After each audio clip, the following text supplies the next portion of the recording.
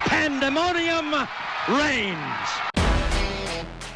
Yo, yo, yo. Welcome back to Pandemonium reigns. And week 2 told us that the reigneth is that of the Pandemonium. What a wild week 2. What a wild Saturday for the Volunteers in Pittsburgh. Dude, what? I've never been so glad to see a game end with a W. My goodness. Okay, so you know what? Let's not waste any time. All right, here's the normal stuff. Thank you guys for listening. Cool, great. Let's talk Tennessee. I'm going to say this, and this is kind of about how the way that I feel. Last year, we were on the losing end of that. Agreed, 100%. We found a way to win it. However, I'm not happy, and I feel like. And tell me if you're seeing this too. I feel like the general media is praising us. Like, what a performance from Tennessee, and I'm going, what game did you watch? Yeah, which is so odd because they can't make their mind up on whether to bash us, whether to praise us just beyond what we could even remotely deserve. But yeah, I mean, Peter Burns, I'm not sure if you saw his tweet. He had his rankings out this morning, and it featured Tennessee at 10. Oh, good Lord. And Come on. there's just – I'm sorry. I like Peter Burns, but that's just wrong. That's just wrong. wrong, man. You can't do that. Like, it's just wrong. I'm going to stop with the exaggerations and the cliches and talking about these usual things that happen. Yes, Tennessee won that game, and they didn't a year ago, and they have it so many times over the last 10 years. Mm-hmm. The only concern that I have with that, and heck, I'm grateful for the win. We said last week, just win, 1 point better. That's all we need to see. Yeah. All those things happen. They did. They did happen. Yes. But good teams and better teams don't allow that to get to overtime. They put them away when their defense gets them a stop, when they force missed field goals, when they force punts, when they turn teams over. They don't allow that game to get to overtime. And trust me, I think, I think more of Pitt than I did going into the game because I frankly didn't think much of their offense. And I think they have 2 pretty good quarterbacks, pretty good. Both put the ball in danger a couple times, and neither were able to escape Tennessee's rush, which I guess if there's any concern for Pitt, it's that offensive line that is a collective 125 years old. And just let their quarterbacks get beat to pieces, man. But again, I think more of Pitt and a little less of Tennessee coming out of that game. And I'm not throwing up the caution signs, and I'm not saying, oh God, we're going 5-7. We're not making a bowl. I'm not even saying that we're going to be worse than preseason predictions like 8-4 and normal predictions. Mm-hmm. But the top echelon of football teams don't allow that to get to overtime, whether it's a close win in regulation, whether they run away with it like Tennessee might have a year ago. Better teams don't let that get to overtime. Yeah, I think that's well said. I want to comment on your point where you quoted us and said, hey, if it's a 1 point win, just get the win, get out of there. When we were saying that, what that does not include, the variables that does not include, we would have said that 1 point win was Hendon Hooker, Tillman, Hyatt, McCoy being in rhythm, the offense just being in rhythm as a whole. And we probably would have said that 1 point win was because of a shootout. Because the defense let you down like it did last year. Well, yes. So the positive thing coming out of this game was, hey, defense stepped up. However, we started this game 3 and out. And at that point I'm going, oh no. No. Because in this offense, you cannot do that. And I will say, let me comment on this real quick. Good job, Coach Heupel, in slowing it down on 3rd down and saying, slow down. Let's get the right play in. Let's make the right decision here. And you know what? Props to him for abandoning his offense, abandoning his MO and going fast. 100%. And doing the right thing. And getting the conversion, which is more important than running your offense. So positive things there. I think I'm mainly just I'm concerned. I am. This Hooker thing is is throwing me through a loop. What is this is the stuff that we saw with Joe Milton last year. Yeah. And it is, to give credit where it may be due, where it may just, we need to be a little bit nicer. It's not as egregious as Joe Milton was last year, but That's true. it's not at all characteristic of who Hendon Hooker was a year ago. Right. I mean, some of those passes, and again, it's not like he's missing it by a country mile like Joe Milton was. Right. But if he just dials it into where he had it a year ago, and I'll say if, like Joe Milton needed to do, if he'll just reduce the speed and the velocity of the throw here and there, not across the board, just here and there, then I think you would have seen Tennessee pull away in this game. And I don't think it would have been much of a game once the game slowed and settled down for Tennessee, because it had a chance. And again, something that would have happened years ago is that the team might have folded down 10-0, things not going your way, passes are getting dropped. But what a turnaround they made. It was really impressive, the turnaround that was made. And to your point of bringing up third downs and us getting the correct play in, that makes my heart happy in the long term that Heupel is willing to go away from his bread and butter of that tempo. Great point. Because, what we've seen for years is no, this is what we do. This is who we are. We won't change it. The process is infallible. Wow. Yeah. The process is not infallible. There's not any infallible process. The name of the game is adaptation and adjustments. It's the name of the game, and it's something that Tennessee hasn't done for 10 years, frankly. Yeah, it's adjusting your offense to your personnel. I mean, it's what gets good coaches fired. I mean, my mind immediately goes to a Mac Brown when he goes from a Colt McCoy to a Garrett Gilbert, who Garrett Gilbert is not a Colt McCoy. He's a statue in the pocket, and he's a slinger, and Colt McCoy was kind of a little bit of everything, mobile and whatnot. But anyway, you know what? Props to Coach Heupel for making that adjustment. Offensively, our running game did not help Hendon. I don't want to sit here and blast Hendon, but our running game didn't help. Jalen Wright was 9 for 47. That's good for 5.2 yards per carry. And Jabari Small was 10 for 17. Oh, man. I wanted to be so wrong and so low on my preseason prediction of just having Jabari Small in the 800s. I think I said 825 or 875. I wanted to be so wrong. Yeah. I wanted to be so wrong. But sorry to interrupt you, but no, you're fine. That's the first thing that popped in my mind is 10 for 17. he got the most carries of a running back yesterday. Yeah. Hendon Hooker did have 15 carries. Yes, sacks were involved in that. That's not going to get you 1,000 yards rushing 10 for 17 against Pitt again. And I think Pitt is better than I gave them credit for. That front seven's nasty. And that the nation gave them credit for, because that is a great front seven and a pretty athletic secondary, if we're honest. Yes, we beat them sometimes. Yeah. But we've got some pretty dang good receivers. We knew this. Yes. That's a great front seven. I mean, that would win you a lot of ball games in most conferences, and including the SEC in that, for me, that front seven. Oh, absolutely. That's a dang good Pitt team all the way around. When they talk a lot about their locker room. This is one reason Slovis wanted to go there. The culture was good. The locker room was good. We've blasted Pat over the past several weeks, but you know what? Props to him. Props to him. He almost won this game with his second string quarterback with one leg. One leg, man. And while we're talking about front sevens and about defenses, can we get Rodney Garner a raise or right? Can we get him some money? Because this game started out like, I'm not going to say the Ball State game, but it started out characteristic of how this defense has trended and played at Tennessee for this era of just not quite being there in time. And let me tell you this, when Wesley Walker got home for that sack, it's like they just put it all together from that point of the game almost exclusively. Yes, there were plays where Patty or Slovis had a lot of time to deal the ball, but boy, did they start getting a lot more pressure after that sack. Oh yeah. And you know what?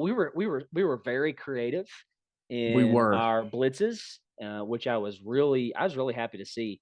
I like that we were throwing heat at Slovis, and I kept telling my buddy who was here, I was like, listen, we might not be getting there in time, but we're hitting this dude, and he's feeling it. And it finally took its toll when Tyler Barron gets his arms around him and slings him to the ground. Of course, I think that one hit kind of did it in itself. Agreed. But I mean, man, I'm total agreement with what you said. They were laying it to him before that. Wasn't the stat line like 26 QB? You're going to know this. That's the highest tweeted number that I've seen. Again, getting my information from Twitter, which is your 247s of the world, your on threes, your rivals. That it's the Tennessee beat writers tweeting those numbers out. And most of them did that I follow. But yeah, 25 from one person, 26 from another. I can't remember who was who. It was either Wes Rucker or Ben McKee. Yeah. On that. And that's the most, I can't remember it. You may know this. That's the most in a long time for a Tennessee defense. And if there's positive takeaways to take from this game, I think it's what you said earlier. The third down adaptivity, slowing it down a little bit, ensuring that the call is correct. And then those quarterback hurries, those will travel in all 12 or 13 games or more that you play in this season and in any season. Yeah. If you get that quarterback thinking about, if you get him hearing those feet coming at him, sure. If you start to beat him up and slam him down, his everything mentally changes. Oh yeah. He starts hearing those feet coming his way. And obviously, as it showed yesterday, it's going to take a toll on you physically as well. Oh, absolutely. Absolutely. And what I was real encouraged by this, like I'm piggybacking right off this conversation.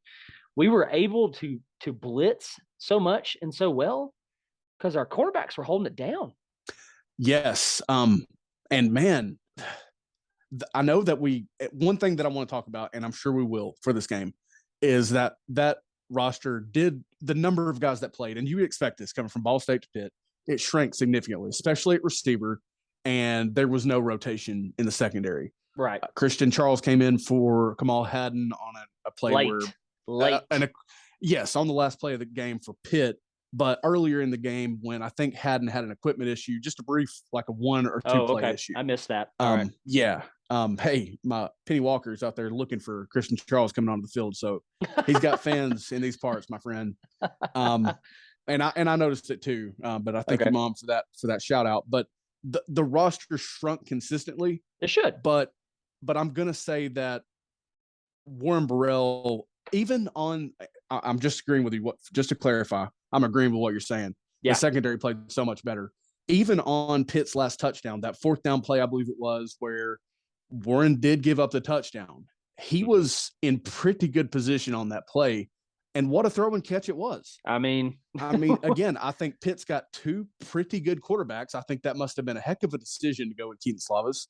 And again, I think there are holes in Tennessee's defense to where, maybe if a second string guy is not as good, he can have a good performance. But Tennessee's defense has come a long way and won them the football game yesterday, without a doubt. Yes, absolutely.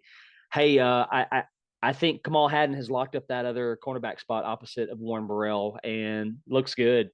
He does look good. The way he carries himself, it's like he's the one that's supposed to be out there. Agreed. And I'm here for it. Now, listeners, my co-host here, he's an angry individual. And one day you guys are going to get to see the side of him. Yes, they will. That I get to see. Mike, I'm going to say a name and listen, just talk to me and you don't have to play nice. Okay. Okay. All right. Just talk to me. Trayvon Flowers. Listeners can't see my head hang, and they also can't read my text. Thank goodness. Let me go ahead and say this outside, because Trayvon is your punt returner in 2022 for now, big for now there. Sure. Trayvon actually outplayed Jalen McCullough. I actually think that. Yes. 100%. Yes. But we have got to get players on campus, and it won't matter in 2023 because their eligibility is up, frankly. Sure. Or I think it is. But you've got to have more competition, better athleticism, and better football angles. Folks, if you don't know what I mean, Go watch Israel Abanakanda's Mm-hmm. long touchdown run and watch the angle that number 2 took trying to take Yes. him down. I'm not saying that these players are supposed to be perfect. I'm not saying that. Yeah. But if you get in position, you make that play. If you don't take the angle that Jalen McCullough took, you make that play. Again, looking back at some of the replays and watching a little bit more of that game, I think Trayvon redeemed most of the bad except for the muff punt, because again, there's an opportunity where a good team puts Pittsburgh away. Yeah. If you don't muff that punt, you drive and you just get 3 points. You put that team away. But that was an inexplicable mistake. It was a bit of a rough day for Mike Eckler's units. And Mike Eckler's not responsible for a player muffing a punt.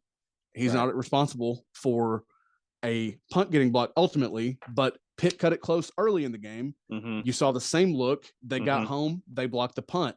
Mm-hmm. This gets you beat. Yes. There are 3 phases to football. Any of the 3 can get you beat.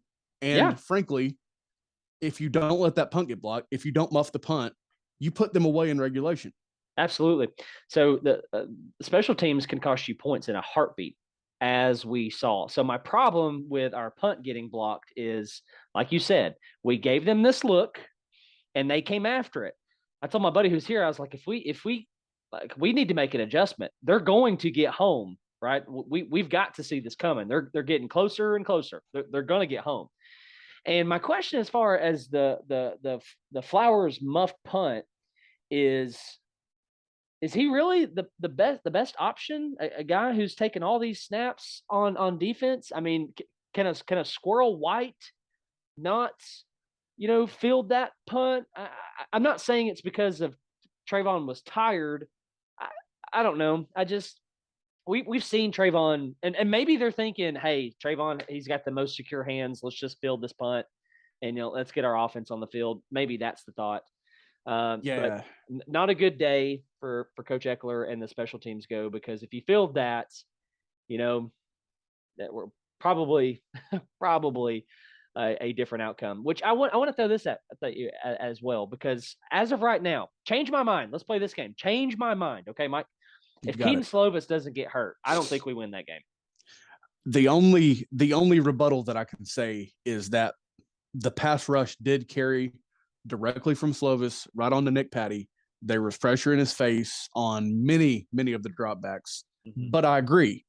If their first string is healthy and he's able to pass the ball like he did well enough to win the job, then it could be a different outcome. Sure. Because they did have talent at tight end. They had talent at receiver, and they had talented backs. Yes, they were without potentially running back 1, Mr. Hammond, but they had talent at other positions, at other key positions, and you lose quarterback 1, and you probably have a better chance to win that game with him. 100%, I agree. Yeah, absolutely. I don't like our odds if Slovis stays in that game. He's more mobile. Patty didn't really look comfortable from the get-go, I thought. It's almost like the more he limped around and the more he was on the field, the more he settled in. Props to him for making a great throw. Gutty game. I mean, well done. I'm gonna give a shout out. You know what? We missed this in our previous episode. You know what we didn't do? We didn't do this. We did not give our strong performer of the week. So we're gonna have to do it in this episode. We have to. And I'm gonna steal your thunder, and I'm gonna go first. Hey, you be my guest, because listen, folks, I'm so flabbergasted by this Tennessee game. I mean, legitimately, maybe one day when I get to heaven, hope to see you there. But one day when I see Jesus and I talk to him, and I'm gonna say, hey, just out of curiosity, how much longer would I have lived if that Tennessee Pitt game wasn't a thing in 2022? Like, can you do you have that number readily available? Do you have that anywhere? Because it took years off my life. I lost brain cells. My blood pressure was sky high. Yeah. I mean, it wasn't what I need. Coming off that Alabama loss, that Alabama win that should have been a loss, arguably. Mm-hmm. The vibes were horrid at the Walker residence, especially after that start of the game. So you be my guest and go first, and maybe my brain will start to work again. All right. Okay, well, let's set it up. It's time for the strong performance of the week.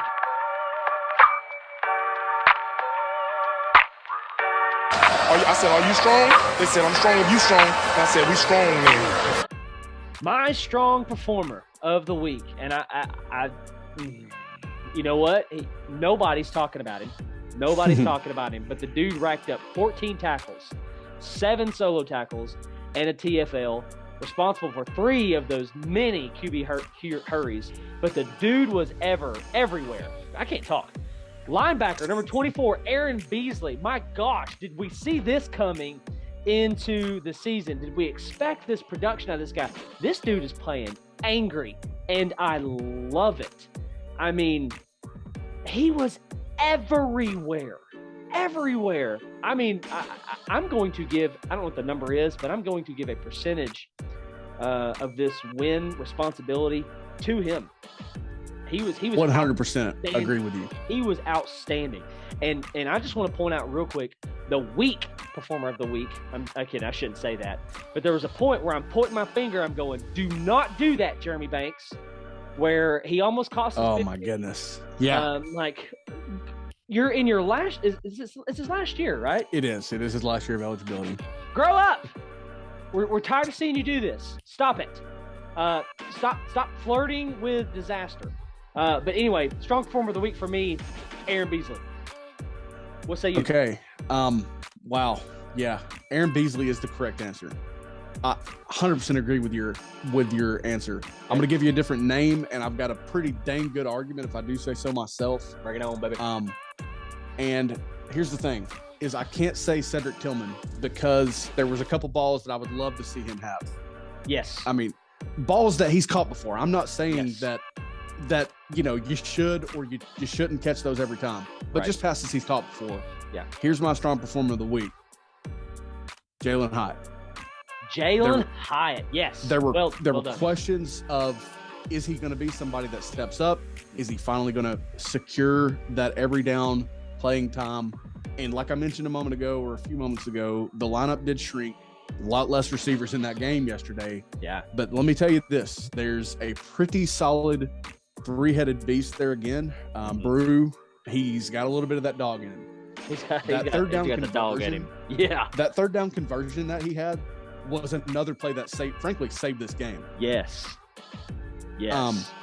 But Jalen Hyatt, he led the team in receptions. Yeah. And you can tell that Hendon likes to go his direction. I think the way that Hendon might look at this is, where's 4 at? I'm throwing the ball 4. Y'all know it's coming, right? Yeah. And then if Tillman is covered up, then I think he feels really, really good about Hyatt and Brew McCoy. And boy, it makes me happy to see Hyatt being kind of the guy that we need him to be in terms of reliability. We know he's fast. Yeah. We know that will shine in this season. But just again, being someone that Hendon trusts. And I think it is evident that he put in that work this offseason because he looks very solid so far. Absolutely. Listen, he was almost responsible for half of Hendon's completions.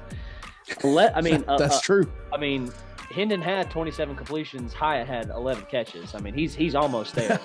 He's almost there. He is. Yes, Tillman led in yards, but Hyatt had a couple conversions for us that were massive. But from my fans' lens, hey, that's a great call on the strong performer of the week. I'm in total agreement there, and I'm in total agreement on your not going Tillman, because if you look at the stat sheet, the stat sheet says Tillman, right? The 3-digit number there. And hey, if it's not Cedric Tillman, does Hooker throw that ball there in overtime? Does he throw it? Maybe if it's Brew, as big as he is, but it's that chemistry between him and Cedric that made him throw that ball. Absolutely. But again, I'm agreeing with you. Absolutely. But from a fan perspective, and I have to assume that Hendon is feeling the same way. I've got 3 dudes that I am in love with. Absolutely. Tillman and Hyatt and McCoy on the same on the field at the same time are a problem. Absolutely. And I know Pitt fans are real upset with that Brew McCoy touchdown. I forgot the name of the penalty. Help me out. Illegal touching is what it would have been. Yes, but I mean, the rule book's pretty clear. He was forced out. The dude runs with purpose. Hyatt found himself open several times. Let's talk Tillman for a second. There's 2 catches or two drops, I should say, that kind of stick out to me. One was a third down. It was a slant, kind of hits him in the numbers, just doesn't come up with it. I want to say this, well defended. Well defended. I mean, I think he still has to make that.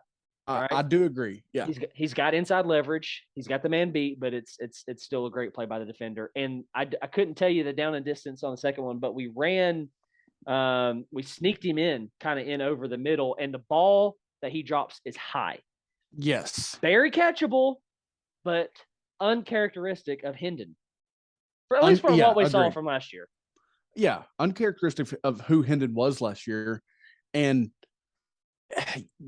based on the feeling from that game yesterday, I put more of that on Hendon, especially the one coming from left to right where you're talking about sneaking him over the middle. Mm-hmm. I do believe that was a third down drop as well. Do not quote me on that. Do not take that to the bank. Okay. But a very clutch moment is what that was. And again, a play that Cedric Tillman makes a year ago or seemed to at least.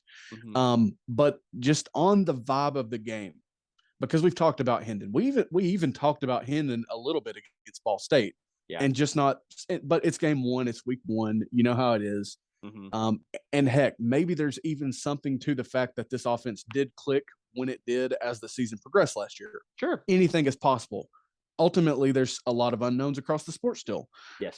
But I do put those just a hair more on Hendon because he's not been quite the same guy yet. But I do think in time that you'll see those things line up and be much more in sync. I really hope so. And listen, for Tennessee, this Akron game couldn't come at a better time. Absolutely. I love where this game is now falling into place before Florida comes into town. Florida is going to host USF this weekend, so they're going to kind of get a similar situation. Akron's worse; it's not even close. But we need this week to get in sync offensively. And if I'm the defense, if I'm Banks, I'm going, hey, more steam, boys, more steam. We cannot rely on them to get it together. Let's have the mentality that we have to go win ball games. Offensively, Heupel, I'm looking at Hendon. I'm saying, are you good? How can I take pressure off you? Is there plays out there that you don't like? Is it what's going on? Like, listen, no pressure, man. Like, just tell me what's going on in your head, because what we've seen so far, even sometimes in the Ball State game, uncharacteristic of him from what we know him to be in 21. Exactly. And don't get it twisted. His stats are still good. His completion percentage is still high 60s, and he's thrown for, if he hasn't thrown for 600 yards in 2 games or most part of 2 games, then he's dang close. Yeah. But again, we're just asking, where is the accuracy in the guy that we saw a year ago? Because it was like, just 2 different offenses. Frankly, with Milton, I'm not sure how many games you win last year. And with Hooker, you definitely feel like you could have won another couple than you already did. Yeah. And we're just asking where that guy's at, and again, I just want to triple state that it's early in the year, and these things do take time to get in sync against live body opponents. So perhaps it works itself out. I'm sure they'll be living in the film room because he's a veteran and because I trust this staff of quarterbacks. Yes. And I'm not saying that I'm jumping ship on Hendon and that we need to see Joe or anything like that. But I do want to take something you said and how close he has been. I want to take those words and say, how close he was to a pick? Oh, man. Absolutely. An inch. Literal inch. Hey, less than like half a foot. Honestly, there was not much foot out of bounds, and we're frankly got lucky twice, both on offense and defense, that a guy was out of bounds. Yes. Because both were so makeable plays for Pitt, and they just didn't execute. And usually it's Tennessee that didn't execute. Yeah. Yeah. So I want to come back to Pitt just for a second. Did we miss them? Are they just that much better than what we thought? It's tough to gauge. There's concerns for me that maybe we made them look better than they are, because West Virginia either was really down yesterday or they're not very good because they let Kansas beat them at home. Yeah. And Kansas is improving. Lance Leupold is a good coach, but I have concerns. Why is Pitt's, again, I'm not being mean, but why is their old offensive line? They're veterans. Why are they letting up sacks? Why are they letting their quarterbacks get demolished? I mean, what's going on? Yeah. And yes, they ran the ball better than they did against West Virginia. No, they did not pass it statistically quite as well as they did against West Virginia. But I mean, like, who are they? Their defense is, I'm going to say, pretty dang good. It's going to be a top unit in that ACC. I'm really believe that, because that front seven will win you ball games. But absolutely. I just don't know who they are. My gut tells me that they're better than we thought they were. I just hope that Tennessee's not elevating their play, making them look good, and they're not. I hope so. I hope so. If Pitt can get Slovis back, you have to like them in that conference. I think you have to. They could be a 10. They could push for 10, 11 wins with Keaton Slovis if you figure out what's going on with the pressure that they're allowing. Yeah. And you get that straightened out. That's what you got to do. Yeah. Yeah. Well, coming back to the Tennessee Lens just for a second, as we wrap up today's episode, there's a handful of things that we are going to have to do better in order to beat Florida. Quick question. Let me throw this at you very, very, very quickly. Is the front seven better for Florida, or is it better for Pitt? I'm going to say it's deeper for Pitt. Better, that's tough, but it wasn't just one or two guys for Pitt. It was a lot of guys causing problems. Yeah. In that entire front seven. And they were missing a defensive tackle. Yeah, absolutely. Defensive tackle. Yeah, absolutely. And I just don't trust a lot of that Florida team. I mean, what do you think that's an uglier Florida loss if Chris Rodriguez is there? I'm going to say it is. Yeah, Cavassier Smoke looked good, but I mean, you lost by 10. Yeah, your offense hurts you, but I'm going to right now. I'm leaning Pitt. It's a close race, but I'm leaning Pitt. I think that's fair, but on behalf of Cavassier Smoke, however you say his name, 14 carries, 80 yards. If you've got oh my gosh, you just said his name. I'm getting old, bro. Chris Rodriguez. Yeah, Rodriguez. If he's there, you now have a bit of a two-headed monster, and Levi will live us, whatever freaking name is. He only threw it 24 times. Yeah. So they're not afraid to run the ball. Possibly, I'm going to say so, but I said the exact same thing for Pitt. I think if Slovis stays healthy for this game, you're probably looking at a different outcome. I'm really disappointed overall that they were down to their second string quarterback, who was basically on one foot, and we couldn't get the job done.